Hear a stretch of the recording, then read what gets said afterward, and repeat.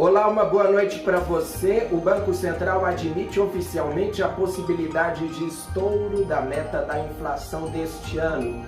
Veja também como foi o dia na CPI da Covid-19 e os dados do desemprego divulgados pelo IBGE. Estes são alguns dos destaques do Edição Brasil que já está no ar. No segundo trimestre deste ano, a taxa de desemprego caiu. Passou de 14,7% para 13,7%, diminuição de 1%. Esta é a menor taxa de desemprego do ano.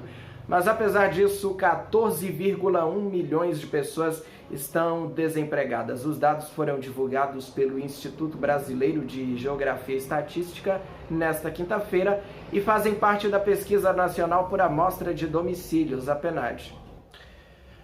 O Supremo Tribunal Federal decidiu nesta quinta-feira que o repasse feito pelo Estado a hospitais privados como ressarcimento de despesas médicas deve seguir o limite referência estabelecido pela Agência Nacional de Saúde. Os ministros discutiam se os valores repassados deveriam seguir a tabela do SUS ou a tabela do setor privado. Esse julgamento de hoje tem repercussão geral, ou seja, essa decisão do Supremo vai basear outras ações. O Banco Central subiu a expectativa para a inflação e admitiu a possibilidade de estouro da meta. Quem traz mais informações para a gente é o nosso repórter Leonardo Henrique. Boa noite a você, Léo. Boa noite, Rafael, e boa noite a todos os que nos acompanham. Exato, o BC divulgou nesta quinta-feira que elevou de 5,8% para 8,5% a estimativa de inflação com base no Índice Nacional de Preços ao Consumidor Amplo, IPCA. Essa estimativa, que foi publicada no relatório da inflação do terceiro trimestre de 2021, leva em consideração a expectativa do mercado financeiro, as estimativas do mercado financeiro em relação à taxa de juros e também de câmbio para este ano e para o próximo. O BC, o Banco Central, também informou que a probabilidade de haver um estouro na meta de inflação de 5,25% de 2021 passou de 74%, que eram previstos em junho, para 100% no documento que foi divulgado. E com isso, o Banco Central afirmou pela primeira vez que a meta de inflação não vai ser cumprida este ano. Quando isso acontece, o Banco Central escreve uma carta pública explicando os motivos. Mas as razões para haver um aumento na inflação são o aumento no preço dos commodities, os produtos básicos, como alimentos, petróleo e minério, que impulsionam também a alta nos preços dos combustíveis, a crise energética que o Brasil vivencia, muito aí em função das bandeiras tarifárias nas cobranças de energia e também por conta da retomada econômica com o avançar da vacinação. O BC também informou que para 2022 a inflação deverá ser de 3,7%. Antes seria de 3,5% na sua projeção. E para 2023 a inflação deve ser de 3,2%. Antes era de 3,3% a projeção. Rafa. Léo, muito obrigado pelas suas informações. Uma ótima noite para você.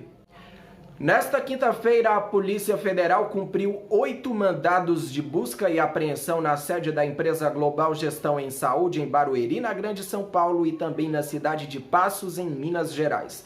A ação teve o apoio do Ministério Público e a Receita Federal. A investigação quer apurar um suposto esquema de lavagem de dinheiro e corrupção.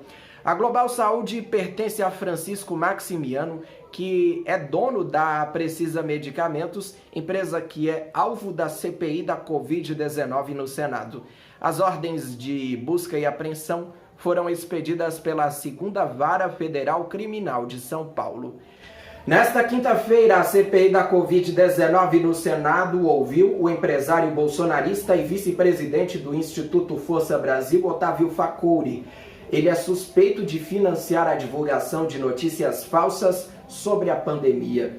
Otávio participou de vídeos onde há o incentivo ao uso de medicamentos ineficazes contra o coronavírus e também contra o uso de máscaras. Otávio disse que isso é a opinião dele, que estaria exercendo a sua liberdade de expressão, mas a sua fala foi rebatida por senadores, especialmente o vice-presidente da comissão, Randolfo Rodrigues, que disse o seguinte: quando se trata de uma pandemia, a divulgação de notícias falsas e do negacionismo não se trata de liberdade de expressão, mas sim de um crime.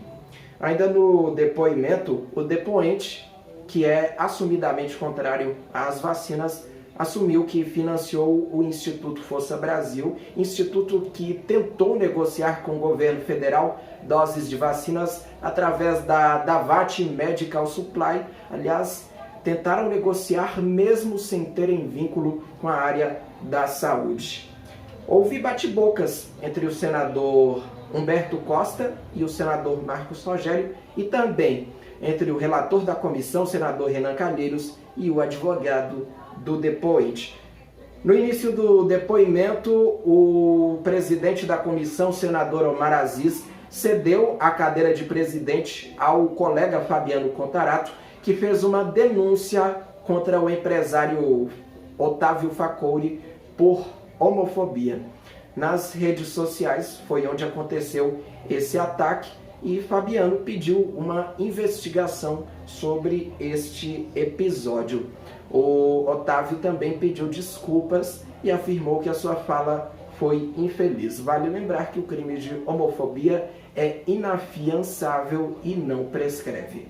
Na nossa página na internet você pode conferir um artigo preparado pelo Pedro Leonardo Dutra, nosso comentarista, sobre esse episódio envolvendo o senador Fabiano Contarato, e também pode conferir o que a gente mostrou no Edição Brasil. Ficamos por aqui, uma boa noite para você e um ótimo fim de semana. Obrigado pela companhia. Tchau, tchau.